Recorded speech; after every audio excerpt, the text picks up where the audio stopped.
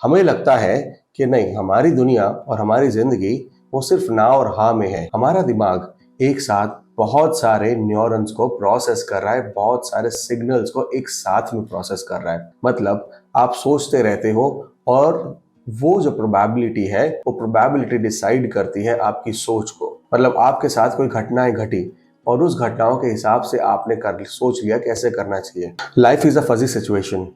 हमारी जिंदगी एक फजी सिचुएशन है। फजी वो ना और हाँ के बीच का अंतर है। हमें लगता है कि नहीं, हमारी दुनिया और हमारी जिंदगी वो सिर्फ ना और हाँ में है, यस नो में है।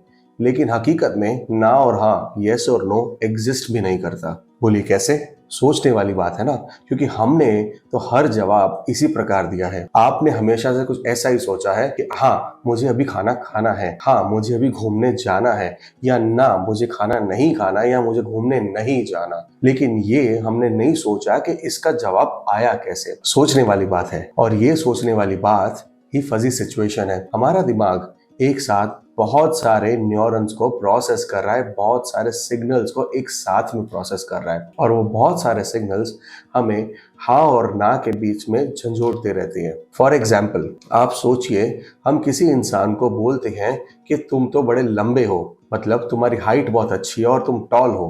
क्या ये टॉल की कोई डेफिनेशन है? आप किसी को बोल देते हो कि तुम बड़े मोटे हो, तो क्या इस मोटापे की कोई डेफिनेशन है? नहीं है ना। हमारे हिसाब से हमें लगता है कि 6 फुट और ऊपर वो टॉल इंसान है, लंबा इंसान है। तो ऑस्ट्रेलिया में जाओगे तो क्या मिलेगा? वहां पर तो हर इंसान 6 फुट से ऊपर है, तो फिर उनके लिए तो स्मॉल हो गए। और चाइना में चले गए तो उनके लिए टॉल की डेफिनेशन अलग हो जाएगी। सो बेसिकली ये सारी डेफिनेशंस हम हमारी फजीनेस से डिसाइड करती हैं। मतलब जब मेजॉरिटी हो रहा है हमारे इर्द गिर्द, हमारा दिमाग उसको ले करके एक डेफिनेशन बना लेता है। उसे लगने लगता है कि ये पर्टिकुलर सिचुएशन इस तरफ है या इस तरफ है, तो हम वो बायसनेस के बीच में झंझोड़ते रहते हैं, उस बायसनेस के बीच में जूझते रहते हैं। हमें हमारी जिंदगी इस फजीनेस में ही जीनी है और इसी फजीनेस में हम जीते हैं। अगर आज आपका मन करता है कुछ खाना खाने का, या अगर आपका मन करता है कोई चीज देखने का, या आपका घूमने का मन करता है, तो उसके पीछे भी ये फजीनेस का रहस्य है। मतलब कहीं ना कहीं शायद आपने कोई पर्टिकुलर चीज को खाते हुए किसी को देखा, या आपने इंस्टाग्राम पे देखा, या आपने ऑनलाइन देखा, या आपने फिजिकली देखा, तो शायद आपका मन कर गया, या आपने कभी सुना, या आपने रिकॉल किया।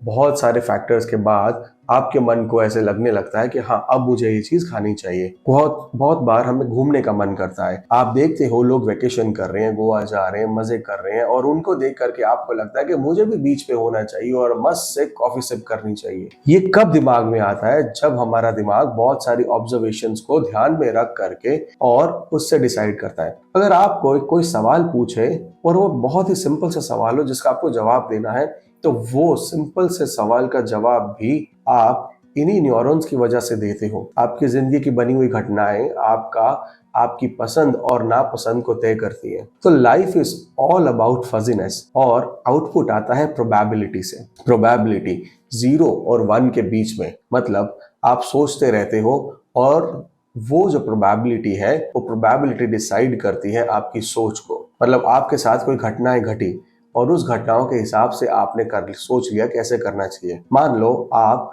घर से ऑफिस जाने का एक रास्ता चुनते हो और आप बार बार वही रास्ता लेते हो। ऑटोमेटिकली कुछ दिनों के बाद क्या हो जाएगा, आपको दूसरा कोई रास्ता शॉर्ट लगेगा ही नहीं। आपको लगेगा ये सबसे बढ़िया रास्ता है, शॉर्ट है, मैं जल्दी पहुंचता हूँ। आपके दिमाग को वही लगेगा और आप वही मानते चलते जाओगे। क्यों? क्योंकि बहुत बार आपने वही काम किया है, तो आपको लगने लगता है। लेकिन हकीकत में क्या पता वो रास्ता शायद लंबा हो, वो रास्ता शायद आपका समय खराब कर रहा है, लेकिन आपको पता नहीं चल रहा, आपको रियलाइज नहीं हो रहा। ऐसी ही सिचुएशंस हमारी लाइफ में हमेशा होती रहती है, और ऐसे सिचुएशन के बीच में हम जूझते रहते हैं। तो ये है फजी। इस फजी को एआई में भी यूज किया जाता है।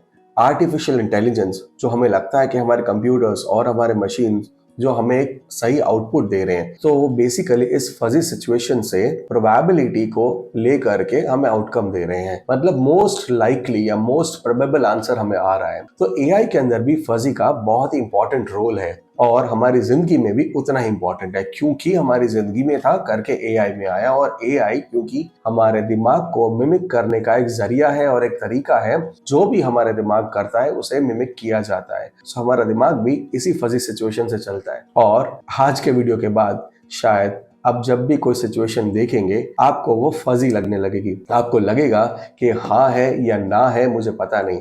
आपको ये रास्ता लेना है या नहीं लेना है वो डिपेंड करेगा आपके पिछले मूव्स के ऊपर। आपने शायद वो रास्ता पहली बार लिया है, लेकिन आपके जो मूव्स हैं जिंदगी के वो आपको हेल्प करते हैं डिसाइड करने में, भले ही आप रास्ता पहली बार लो। और कभी कभी ऐसा होता है कि कोई ऐसी सिचुएशन होती है जो आपके सामने बिल्कुल नहीं आती है। उस दौरान आप पूरे शॉक में रहते हो करना क्या है, क्योंकि तब फजी नहीं होता। तब आप शॉक में होते हो क्योंकि आपके पास इनपुट ही नहीं है। सिचुएशन तो अभी भी वही फजी है, लेकिन आपको फजीनेस लगती नहीं है क्योंकि आपके पास इनपुट्स ही नहीं है करने के लिए। आपको पता ही नहीं है करना क्या है, आपको पता ही नहीं है पहले क्या ऐसी सिचुएशन में किया था। कहना नहीं चाहिए, लेकिन घर में अगर कभी ऐसी सिचुएशन आ जाती है कि कभी किसी को कोई मेडिकल इमरजेंसी आ जाती है, तो कभी कभी इंसान बौखला जाता है क्योंकि उसने फर्स्ट टाइम ऐसी इमरजेंसी देखी होती है। उसे समझ नहीं पड़ता क्या करना चाहिए, और दिमाग थोड़ा मेलो डाउन होता है, समझता है, सोचता है, लोगों की सलाह लेता है और उसके बाद डिसाइड करता है। आप कंप्लीट ब्लॉकेज में चले जाते हो क्योंकि आपके पास इनपुट्स नहीं रहते तभी। तो फजी सिचुएशन इसे कहते हैं। इसके ऊपर और भी बहुत कुछ है, लेकिन अगर आप जानना चाहते हैं और तो प्लीज कमेंट में लिखिए। और अगर आपके मन में कोई ऐसा सवाल है और आपको लगता है कि ये फजी सिचुएशन के साथ कनेक्ट हो सकता है, तो वो सवाल भी पूछिए।